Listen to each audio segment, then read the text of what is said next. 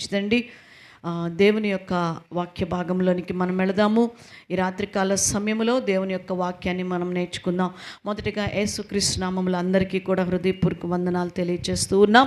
మరి ఈ యొక్క 40 దినముల విడుదల ఉపవాస ప్రార్థన కూడికల్లో ప్రతి దినము కూడా ప్రభువుతో మాట్లాడుచు ప్రభు దగ్గర మరి పెనుగులాడుతూ ఉండటానికి ప్రభు మనకి దినదినము కృప చూపుతూ ఉన్నారు. మన కుటుంబములు, దేశముల కొరకు, మరి అనేకమైనటువంటి మరి సంఘ అవసరతల కోసము, భయంకరమైనటువంటి పాపపు స్థితిలో బంధకట్టుల్లో ఉన్న వారి విడుదల కొరకు, మరి యొక్క క్రైస్తవుల కొరకు మరి ప్రార్థన చేస్తూ ఉండగా మరి దేవుడు మన ప్రార్థనలు ఆలకిస్తూ ప్రతి దినము కూడా ఆయన నూతన కృప, నూతన వాత్సల్యముతో మనల్ని నింపుతూ ఉన్నటువంటి దేవాతి దేవునికి హృదయపూర్వకంగా వందనాలు చెల్లించుకుంటూ ఉన్నాను.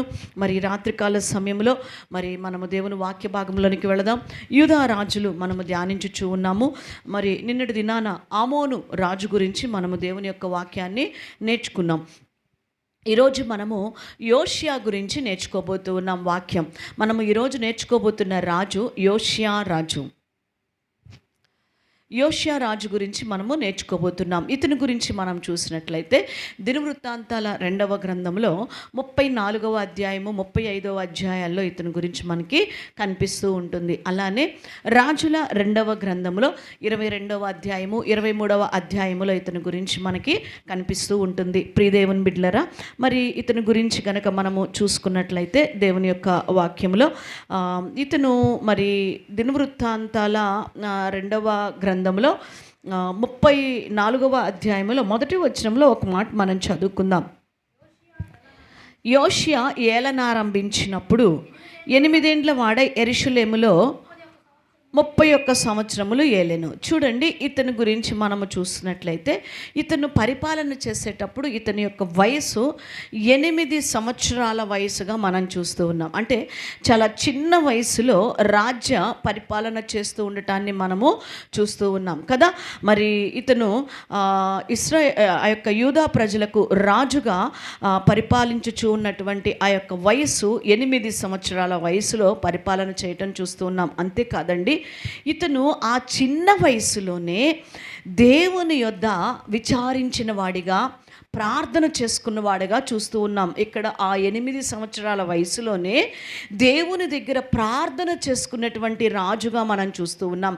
రండి, అదే 34వ అధ్యాయంలో 3వ వచనాన్ని మనం చదువుకుందాం. తన ఏలుబడి యందు 8వ సంవత్సరమున తానింకను బాలుడై ఉండగానే, ఏమండి, తను పరిపాలన స్టార్ట్ చేసినప్పుడు 8 సంవత్సరాలు, ఆ పరిపాలనలో 8వ సంవత్సరమున, అంటే ఎంత మహా చిన్న వయసే, అంటే 16 సంవత్సరాల వయసు ఉంటుంది అనుకుంటా, ఏలుబడిలో 8వ సంవత్సరమున మరి దేవుని ఏం చేస్తూ ఉన్నాడు? అతడు తన పితరుడైన దావీదు యొక్క దేవుని యొద్ద విచారించుటకు పూనుకొనిన వాడై 12వ ఏట ఉన్నత స్థలములను, దేవతా స్తంభములను పడగొట్టి, చూడండి ఎంత చిన్న వయసులోనే దేవుని సన్నిధిలో పెనుగులాడుతూ ఉన్నాడు. రాజైన 8వ ఏటను దేవుని సన్నిధిలో పెనుగులాటం నేర్చుకున్నాడు. ఆ చిన్న ఇంకా బాలుడుగా ఉండగానే ప్రార్థన చేసుకుంటూ ఉన్న జీవితాన్ని మనం చూస్తూ ఉన్నాం. ప్రియ దేవుని బిడ్డ, ఇతనిలో ఎంతో చక్కని ప్రార్థనా జీవితాన్ని మనం చూస్తూ ఉన్నాము. తన తండ్రిలాగా ప్రభువుని విసర్జించినటువంటి స్థితిలో ఈయన లేడు, కానీ తన ముత్తాత దేవుణ్ణి చాలా బాగా హత్తుకున్నాడు. ఎవరైనా హిస్కియా. ఎవరండి? హిస్కియా. అలానే తన తాత మనష్షే గారు కూడా సగము కాలము లోకములో జీవించినప్పటికీ లోకాన్ని విసర్జించి దేవుణ్ణి హత్తుకొని మరి పశ్చాత్తాప్తుడైనటువంటి రాజుగా మనష్షే గారిని కూడా మనం చూస్తూ ఉన్నాం.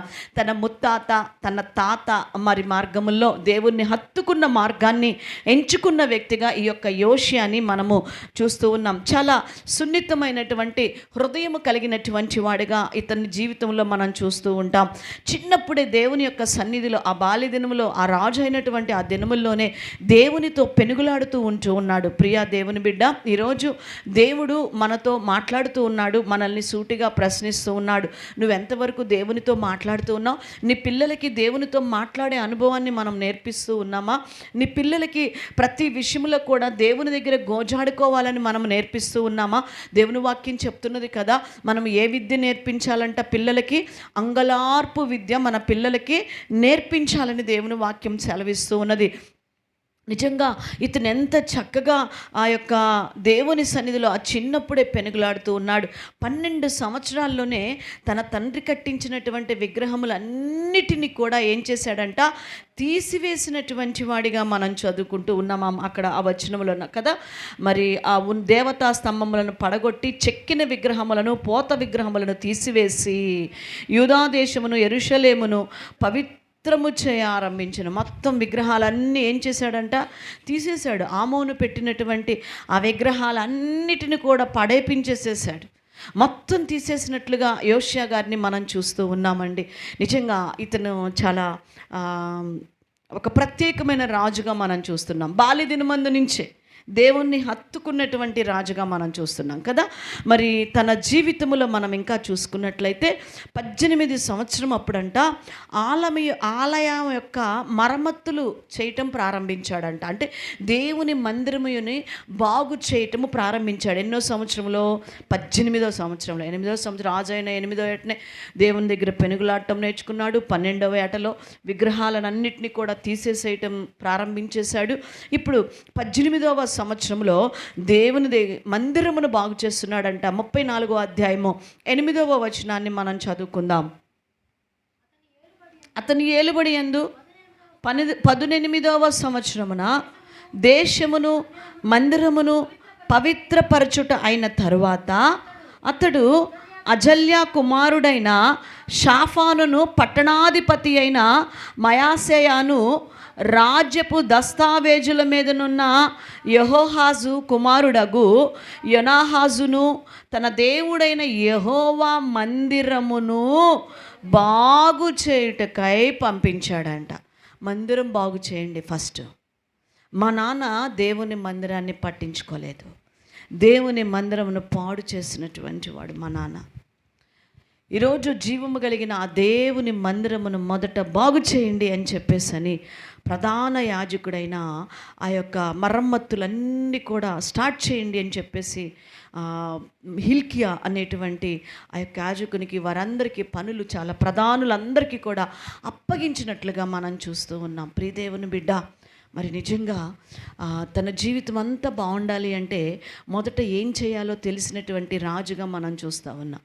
ఈరోజు తన రాజ్యము సురక్షితముగా ఉండాలి అంటే, తన పరిపాలనలో ప్రజలు క్షేమంగా ఉండాలి అంటే మొదట దేవుని మందిరమును ప్రేమించడం ప్రారంభించాడు. యెరూషలేమును ప్రేమించువారు ఏమవుతారు?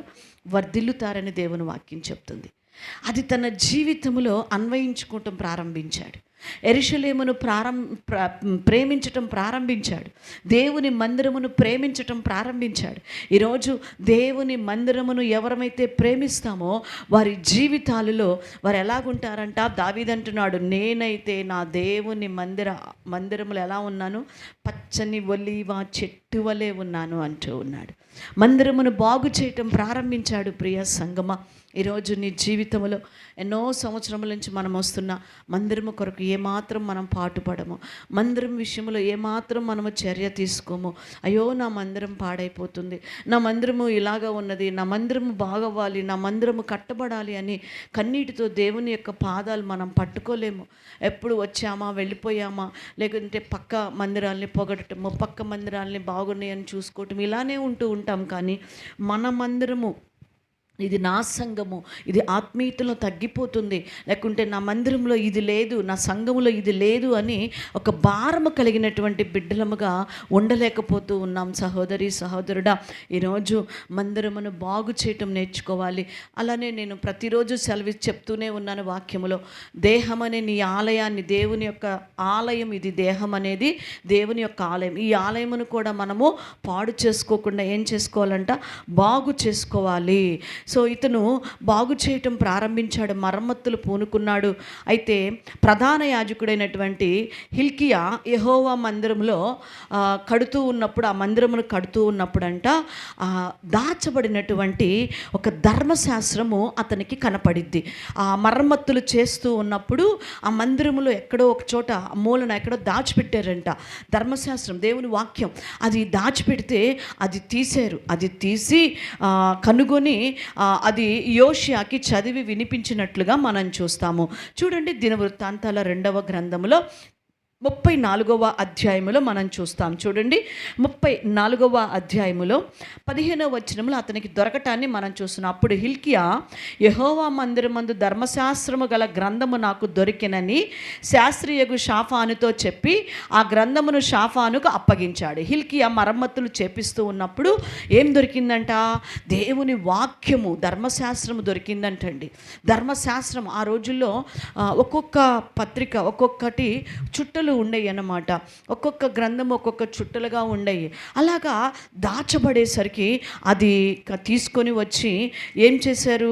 ఆ ధర్మశాస్త్రాన్ని తీసుకొని వచ్చి ఆ యొక్క యోషియాకి చదివి వినిపించినారంట. చూడండి, 18వ వచనంలో చదువుదాం. దొరికిన ఆ గ్రంథాన్ని, మరియు యాజకుడైన హిల్కియా నాకు ఒక గ్రంథము ఇచ్చినని రాజు ఎదుట మనవి చేసుకొని శాస్త్రియగు షాఫాను రాజు సముఖమున దాని నుండి చదివి వినిపించెను. అతడు ధర్మశాస్త్రపు మాటలు చదివి వినిపింపగా రాజు విని తన వస్త్రములను చింపుకొనినాడంట. చూడండి, అక్కడ వినిపించారు దేవుని మాటలు. ఏంటి ఆ ధర్మశాస్త్రం? చదవండి, ఏం రాసుంది అందులో అని చక్కగా వినటానికి ఇష్టపడిన రాజుగా చూస్తూ ఉన్నాం. మన దేవుని మాటలను చదివించుకొని విన్నటువంటి రాజుగా మనం చూస్తూ ఉన్నాం. ప్రియ దేవుని బిడ్డలారా, మరి మనం కనుక చూసుకున్నట్లయితే చాలామంది రాజులు మనం ఇప్పటి వరకు ధ్యానిస్తూ వచ్చాము. కొంతమంది రాజులు అసలు దేవుని మాట వినటానికే ఇష్టపడాల. అసలు సేవకులు వచ్చి చెప్తుంటేనే వినటానికి ఇష్టపడలేదు. అలాంటిది దొరికిన ధర్మశాస్త్రము, ఎక్కడో దొరికిన ధర్మశాస్త్రమా, వాక్యమా, సర్లే ఆడ పెట్టేసేయండి, లేదంటే ఆ మ్యూజియం లాగా కట్టేసి ఆడ పెట్టేసేయండి అని అంటలా. మనం చాలామంది పెడుతుంటారు బైబిల్, రకరకాల బైబిల్ బయటికి వెళ్ళినప్పుడు బుక్ స్టాల్స్లో, మీటింగ్స్లో కొత్త కొత్త బైబిల్స్ మోడల్స్ వచ్చినప్పుడు భలే కొంటూ ఉంటారు. కొన్నవన్నీ కూడా ఏం చేస్తుంటారంటే ఆ మ్యూజియంలో పెట్టినట్లుగా వాటిని పెట్టేసుకుంటూ ఉంటారు. కానీ ఏనాడు ఆ బైబిల్ని తీసి చదవరు. బైబిల్ తీసుకొని దేవుని సన్నిధికి రారు. ఆ బైబిల్ అలా మూలన ఉంటుంది. మళ్ళీ ఆదివారం రోజు, మళ్ళీ ఏ ఆదివారం రాకపోయినా అది అలానే బూజుబడి ఉంటుంది. ఎప్పుడు వస్తారో, క్రిస్మస్కి వచ్చేటప్పుడు, లేకపోతే న్యూ ఇయర్కి వచ్చేటప్పుడు, ఈస్టర్కి వచ్చేటప్పుడు, గుడ్ ఫ్రైడేకి వచ్చేటప్పుడు దులుపుకొని చక్కగా ఆ యొక్క షోకేజ్లో నుంచి తీసుకొని వస్తూ ఉంటారు. అలాగా వాక్యమును పక్కన పెట్టేయలేదండి యోషియా గారు దేవుని యొక్క వాక్యమునకు ప్రాధాన్యత ఇచ్చినటువంటి బిడ్డగా మనం చూస్తూ ఉన్నాం. చక్కగా వినటానికి ఇష్టపడ్డాడంట. వినుట వల్ల ఏం కలుగుతుంది మన జీవితంలో? విశ్వాసం కలుగుతుంది. వినుట ఏం వినటం వల్ల? క్రీస్తును గూర్చిన మాటలు వినుట వల్ల విశ్వాసం అని వాళ్ళ మాటలు వీళ్ళ మాటలు వినటం వల్ల ఉన్న విశ్వాసం పోయిద్ది. వినుట ఎవరి గురించి? క్రీస్తును గూర్చిన మాటలు వినటం వల్ల మన విశ్వాసం ఏమవుతుంది? పెరుగుతూ ఉంటుందని వాక్యం సెలవిస్తూ ఉన్నది. అలాగా విని ఎంతగా దుఃఖించాడు అంటే ఇందాక 19వ వచనంలో మనం చదువుకున్నాం కదండి. అతను చాలా బహుగా దుఃఖించినట్లుగా వాక్యమును విని కొంచెం అర్థమైంది. చాలా దుఃఖించాడు. అయ్యో, మేము పాపము చేశాము, దేవుని యొక్క ఉగ్రత వస్తున్నదంట అని చాలా దేవుని సన్నిధిలో ఏడ్చాడు. ఇంకా ఆ వాక్యము అర్థము కాకపోయేసరికి దీని గురించి మనకి బోధించటానికి ఇంకా ఎవరైనా ప్రవక్తలు ఉన్నారేమో చూడండి అని వాళ్ళ దగ్గరికి పంపిస్తాడు. అక్కడ ఒక ప్రవక్తిని మాత్రమే అతనికి కనిపిస్తుంది. ఆ ప్రవక్తిని దగ్గరికి ఆ యొక్క వాక్యమును తీసుకొని వెళతారు. ఆ ప్రవక్తిని ఆ వాక్యం అంతా కూడా చక్కగా చదివి అక్కడ తనతో వచ్చినటువంటి వారందరికీ కూడా ఏమి జరగబోతుంది అనేటువంటి విషయం అంతటిని కూడా ఆ ప్రవక్తిని వారికి తెలియచేస్తూ ఉంటుందండి. చక్కగా వివరంగా ఆమె చెప్తుంది. చెప్పిన తర్వాత చూడండి, అక్కడ మనం ఇంకొక విషయాన్ని మనము చూస్తూ ఉన్నాము. అది విన్న తర్వాత ఇతను పశ్చాత్తాపడిన తర్వాత వాక్య వివరణ కొరకు పంపించినప్పుడు మరి అక్కడ రాజుల 2వ గ్రంథంలోనికి మనం వెళదాం రండి. ఒకసారి రాజుల 2వ గ్రంథంలో కూడా మనం చూద్దాం. 22వ అధ్యాయంలో మనం చదువుకున్నట్లయితే 22వ అధ్యాయము 3వ వచనాన్ని చదువుకుందాం. రాజైన యోషియా ఏలుబడిలో 18వ సంవత్సరమందు మెగుల్లామునకు పుట్టిన షాఫానును యెహోవా మందిరమునకు పొమ్మని చెప్పి రాజు అతనితో ఇలాగూ సెలవిచ్చెను, నీవు ప్రధాన యాజకుడైన హిల్కియా యొద్దకు పోయి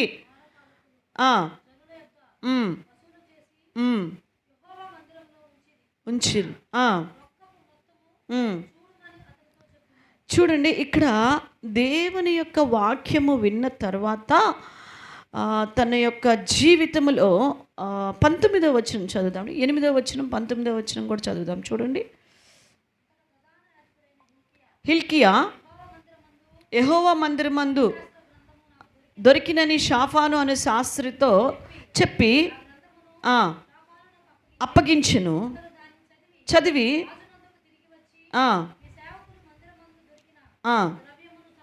19 కూడా చదువుదాం. ఇశ్రాయేలీయుల దేవుడైన యెహోవా సెలవిచ్చినదేమనగా,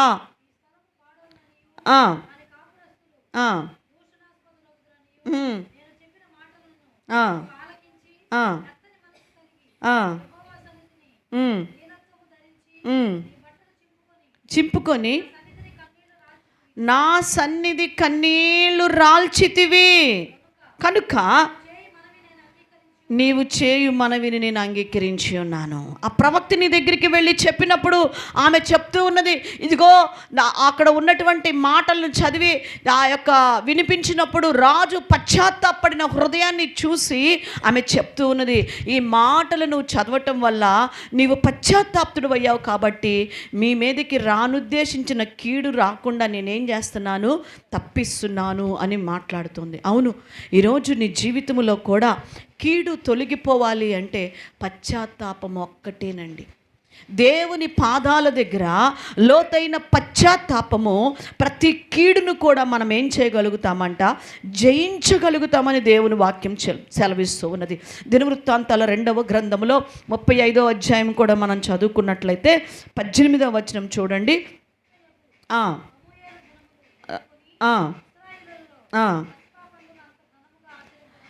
చాలండి, ఇక్కడ మనము చూసుకున్నట్లయితే ఇతను పశ్చాత్తాపడటమే కాదు, కానీ ప్రజలను కూడా మీరందరూ కూడా పశ్చాత్తాప హృదయముతో ప్రభువును వెంబడించండి, ప్రభువుని ఆరాధించండి అని ఆ ప్రజలందరినీ కూడా పురుకొల్పినటువంటి వ్యక్తిగా యోషియాని మనము చూస్తూ ఉన్నాం.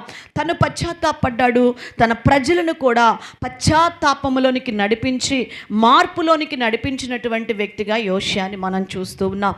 దేవుని వాక్యమునకు లోబడిన వ్యక్తి యోషియా. హల్లెలూయా.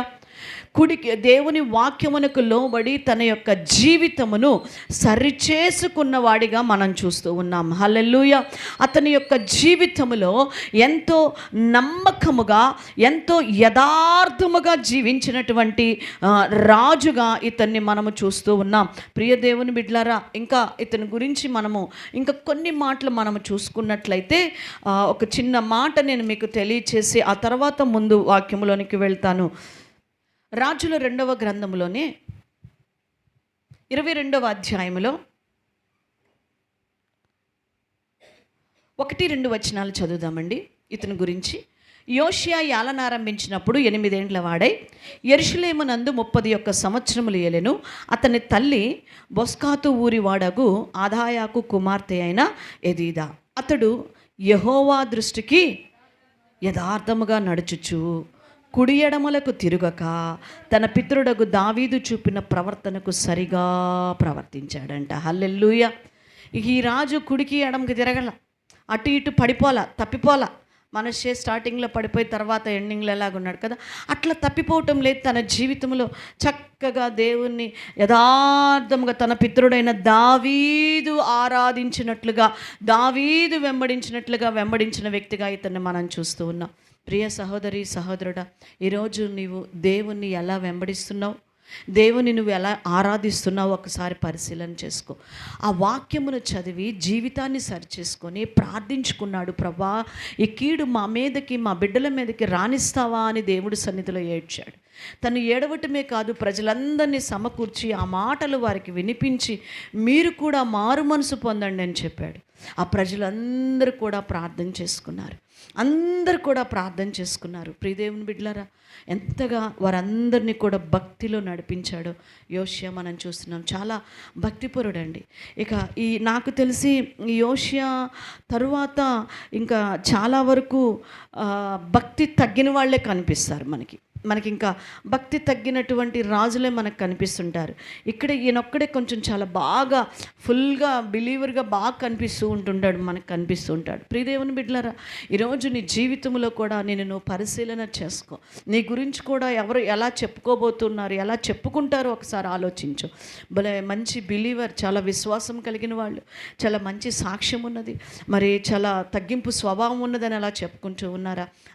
బైబిల్ తీసుకొని పోతారు, సంకటం పెట్టుకోడు, ఏం ప్రయోజనములే అనేటువంటి సాక్ష్యం సంపాదించబోతున్నావో నాకు తెలియదు.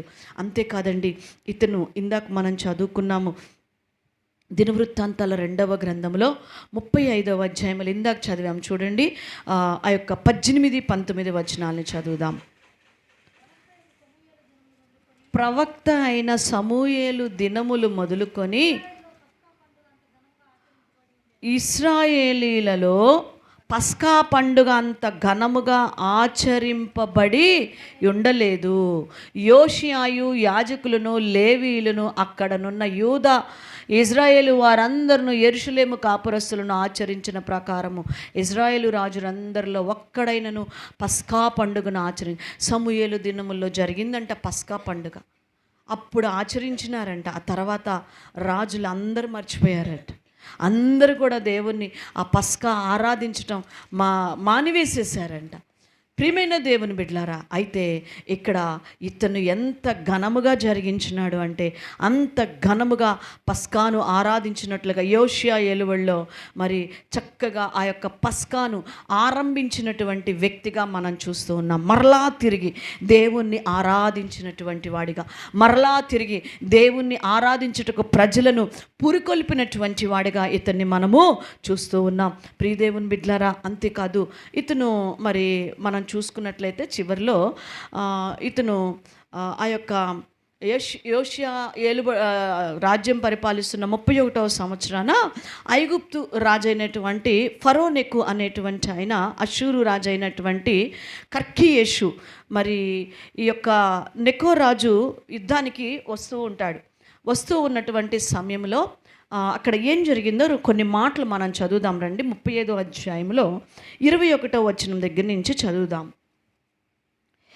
అయితే రాజైన నెకో అతని యొద్దకు రాయబారులను పంపి, బాగా వినండి, ఇతను యూదారాజు నీతో నాకేమి, పూర్వము నుండి నాకు శత్రువులకు వారి మీదికే కానీ నేడు నీ మీదికి నేను రాలేదు.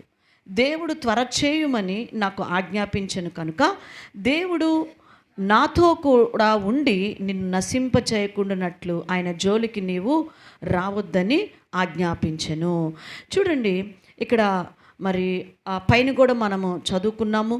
ఇదంతయు అయిన తర్వాత యోషియా మందిరమును స్థిరపరిచినప్పుడు ఐగుప్తు రాజైన నెకో యూఫ్రాటీసు నది యొద్దనున్న కర్కెమీషు మీదికి దండెత్తి వెళ్ళుచుండగా యోషియా అతని మీదకి బయలుదేరను. ఎవరి మీదకి? ఐగుప్తు రాజు మీదకి బయలుదేరాడు.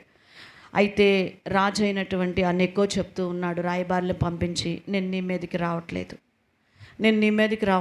దేవుడు నీతో నన్ను యుద్ధం చేయొద్దన్నాడు, నేను నీతో రావట్లేదు, నేను వేరే రాజు మీదకి నేను యుద్ధానికి వెళ్తూ ఉన్నాను, నువ్వు నా జోలు రావద్దు అని చెప్పినప్పుడు కూడా ఇతను ఏం చేస్తాడంటే వినడు. చూడు, నా మాట కూడా చదువుదాము. నేడు నీ మీదకి నేను రాలేదు, దేవుడు త్వర చేయమని నాకు ఆజ్ఞాపించను కనుక దేవుడు నాతో కూడా ఉండి నిన్ను నశింపజేయకుండానట్లు ఆయన జోలికి నీవు రావద్దని చెప్పని ఆజ్ఞాపించను. అయినను యోషియా అతనితో యుద్ధము చేయగోరి అతని యొద్ద నుండి తిరిగిపోక మారువేషము ధరించుకొని యెహోవా నోటి మాటలుగా పలుకబడిన నెకో మాటలను వినక మెగిద్దో లోయలందు యుద్ధము చేయవచ్చును. చూడండి, దేవుని మాటగా అతని నోట దేవుడు పలికించాడు, నేను నీతో యుద్ధం చేయట్లేదు, నువ్వు యుద్ధానికి రావద్దు, దేవుడు నీతో యుద్ధం చేయొద్దని దేవుడు చెప్పాడు, కాబట్టి నీవు యుద్ధము చేయవద్దు, నేను వెళ్ళిపోతున్నాను, నువ్వు యుద్ధం చేయొద్దంటే ఇతడు వినడు. అది దేవుడు మాట్లాడుతున్నా కూడా వినకుండా ఏం చేస్తాడంటే, అయ్యి లేదు యుద్ధం జరగాల్సిందే అని చెప్పి మారు వేషంలో యుద్ధానికి వెళ్ళాడండి. ఏ వేషంలో? మారు వేషం వేసుకొని అతను ఆ యొక్క యుద్ధంలోనికి వెళ్ళాడు. మరి ఏం జరిగింది చూడండి. విలుకాండ్రు రాజైన యోషియా మీద బాణములు వేయగా రాజు తన సేవకులను చూచి, నాకు గొప్ప గాయము తగిలెను, ఇక్కడ నుండి నన్ను కొనిపోవుడని చెప్పాను. కావున అతని సేవకులు రథము మీద నుండి అతన్ని దింపి అతనికున్న వేరు రథము మీద అతన్ని ఉంచి యెరూషలేముకు అతన్ని తీసుకొని వచ్చి అతడు మృతి పొందిన చచ్చిపోయాడు. ఏమైపోయాడు? ఆ దెబ్బ తగిలి చనిపోయాడు. బాణములు గాయములు తగిలి చనిపోయాడు. దేవుడు మాట్లాడాడు ఆ చివరిలో, వద్దు యుద్ధానికి, నేను నీ మీదకి రావట్లేదని దేవుడు మాట్లాడినట్టే ఆ రాజు చెప్పినా మరి ఆ మాట వినకుండా ఏం చేశాడంటే యుద్ధానికి వెళ్ళిపోయాడు. యుద్ధానికి వెళ్ళటం వల్ల తన ప్రాణము మీదకి తెచ్చుకున్నటువంటి రాజుగా ఇతను మనం చూస్తూ ఉన్నాం. అయితే ఇతను జీవించిన ఆ భక్తి జీవితము, ప్రజలని నడిపించిన ఆ విధానము, యథార్థమైన ఆ జీవితాన్ని బట్టంట ప్రజలందరూ కూడా బహుగా ఏడ్చారంట. అతని గురించి చాలా ప్రలాపించారు అని దేవుని యొక్క వాక్యములో చూడండి. అక్కడ మనం చదువుతాము, ప్రలాప వాక్యములలో అట్టివి వ్రాయబడి ఉన్నవి. అంటే ఇజ్రాయేలీలందరూ కూడా అలాగా ఏం చేస్తూ వచ్చారంట, ఏడ్చినట్లుగా మనం చూస్తూ ఉన్నాము. మరి అంతేకాదు 31 సంవత్సరాలు పరిపాలన చేసినట్లుగా ఇతని జీవితంలో మనం చూస్తూ ఉన్నాం. అతనే యోషియా రాజు. ఎవరండి? యోషియా రాజు. ఈరోజు ఇతన్ని బట్టి మరి మనము కూడా యథార్థముగా జీవించాలి. కుడికి ఎడమకి పడిపోయేటువంటి స్వభావము మనలో ఉండకూడదు. వీళ్ళు చెప్పినప్పుడు ఈ మాట ఇట్లా పడిపోతాం, వాళ్ళు చెప్పినప్పుడు వాళ్ళ మాటకి అలా పడిపోతూ ఉంటాం. దేవునికి ఇటు అటు కాకుండా దూరం అయిపోతూ ఉంటాం. మన జీవితంలో అలాగా ఉండకూడదని దేవుడు గద్దిస్తూ మనతో మాట్లాడుతున్నాడు. అంతేకాదు దేవుని వాక్యము దొరికినప్పుడు దాన్ని చాలా జాగ్రత్తగా హత్తుకొని ఆ మాటలు విని బ్రతుకును చక్కగా ఇంకా ఎక్కువగా దేవునిలో సరిచేసుకున్న వ్యక్తిగా యోషియాని మనం చూస్తూ ఉన్నాం. ప్రజలను కూడా చక్కగా బలపరిచిన వ్యక్తిగా మనం చూస్తూ ఉన్నాం. అంతేకాదు పస్కాను మరి ఆ యొక్క ప్రారంభించినటువంటి చాలా చక్కగా పస్కాను ఆరాధించినటువంటి వ్యక్తిగా మరి ఇతన్ని మనం చూస్తూ ఉన్నాము. మరి కానీ చివరిలో ఆ యొక్క దేవుడు తనతో ఆ రాజు ద్వారా మాట్లాడుతున్నప్పటికీ, యుద్ధానికి రావద్దని చెప్పినప్పటికీ కూడా కావాలని వెళ్ళిపోయాడు. ఆ మాట వినకుండా ప్రాణం మీదకి తెచ్చేసుకున్నాడు. అలాగా తన ప్రాణమును ముగించినట్లుగా చూస్తూ ఉన్నాము. అయితే తను జీవించిన భక్తి జీవితం ఎంతో గొప్పదండి, ఎంతో గొప్పది. ఈరోజు నీ జీవితంలో అన్ని విషయముల్లో లోబడుతూ ఒక చిన్న విషయంలో కూడా నువ్వు మిస్టేక్స్ చేసుకుంటే మనం కూడా ఏం కోల్పోతాము? పరలోకాన్ని కోల్పోతామని గుర్తుపెట్టుకోనండి. దేవుని యొక్క రాజ్యాన్ని మనం కోల్పోతాం. మరి అన్నీ కూడా మనము పాటించేవారిగా, అన్నిటిలో మనం లోబడేవారిగా మనం ఉండాలి. నేను ఈ ఆజ్ఞ పాటిస్తున్నాను కదా, ఇది పాటించకపోతే ఏమవుతుంది, నేను ఇది చేస్తున్నాను కదా, అది చేయకపోతే ఏమవుతుంది అని ఇట్లాగా మనం ఉండకూడదు. దేవుడు అంటున్నాడు అన్ని విషయముల్లో మనం ఎలాగో ఉండాలి, మాదిరికరంగా ఉండాలి. దేవుడు దొంగతనం చేయకూడదని ఆజ్ఞ ఇచ్చిన దేవుడు వ్యభిచారం చేయకూడదని చెప్పాడు. వ్యభిచారం చేయకూడదని ఆజ్ఞ ఇచ్చిన దేవుడు నీ దేవుడని యెహోవాను నేనే అని కూడా చెప్పాడు. ఏ దేవుళ్ళకి నమస్కారం చేయకూడదు, ఏ ఆచారాలు పాటించకూడదని కూడా చెప్పాడు. అది కూడా దేవుడు ఇచ్చినటువంటి ఆజ్ఞ. అన్ని ఆజ్ఞలు ప్రభువు ఇచ్చినవే. నిన్ను వల్ల నీ పొరుగు వారిని ప్రేమించమని ఇచ్చిన ఆజ్ఞ కూడా దేవుడు ఇచ్చింది. నేను ఒకటి పాటిస్తాను, లేకపోతే కొన్ని పాటిస్తాను, కొన్ని నేను పాటించలేను అంటే కుదరదు. అన్నిటికీ లోబడాలి. మనం అన్నిటికీ లోబడితేనే మన ప్రాణములను పరలోకములు మనం ఏం చేసుకోగలుగుతాము? దక్కించుకోగలుగుతాం. లేదంటే మరి పోగొట్టుకోగలుగుతాం. ఒకడు లోకమంతయు సంపాదించి తన ప్రాణమును పోగొట్టుకుంటే ఏం ప్రయోజనం చెప్పండి? ఏం ప్రయోజనం? కాబట్టి ఈరోజు దేవుని యందు బహు భయభక్తులు కలిగి ఉండాలి మనము. నేను దేవుడు ప్రతి దినము మాట్లాడుతున్నా ఇంకా కొంతమంది హృదయాలు ఎలాగున్నాయంటే సరిచేసుకునే హృదయాలుగా లేవు, కఠినం చేసుకునే హృదయాలుగానే ఉన్నాయని దేవుడు చూపిస్తూ ఉన్నాడు. దేవుడు మాట్లాడుతూ ఉన్నాడు. ఇంకా ఎంతో వాక్యం వింటున్నారు కానీ ఇంకా కఠినం చేసుకుంటున్నారంట. ఇంకా విడిచిపెట్టట్లా, ఆ సోమరితనాన్ని విడిచిపెట్టట్లా, దేవుని మీద ఆసక్తిని పెంచుకోవట్లా, లోకాన్ని విడిచిపెట్టట్లా, ఇంకా పాపమును విడిచిపెట్టట్లా, ఇంకా గట్టిగా చెప్పాలంటే టీవీని కూడా విడిచిపెట్టట్లా, సీరియల్ కూడా విడిచిపెట్టట్లా, సినిమాలు కూడా విడిచిపెట్టట్లా. వింటున్నారు కానీ అదే పనిగా లోకంలో ఉంటున్నారని దేవుడు హెచ్చరిస్తూ ఉన్నాడు. దేవుడు తెలియచేస్తూ ఉన్నాడు, జాగ్రత్త. ఒక దినాన దేవుడు నీ జీవితంలో నుంచి ఆ వాక్కు తీసేశాడు అంటే సౌలులా నువ్వెంత విలపించినా దేవుని వాక్కు నీ దగ్గరికి రాదు, దేవుని ఆశీర్వాదం నీ దగ్గరికి రాదు, దేవుని కృపను నువ్వు సంపాదించుకోలేవు సహోదరి సహోదరుడా.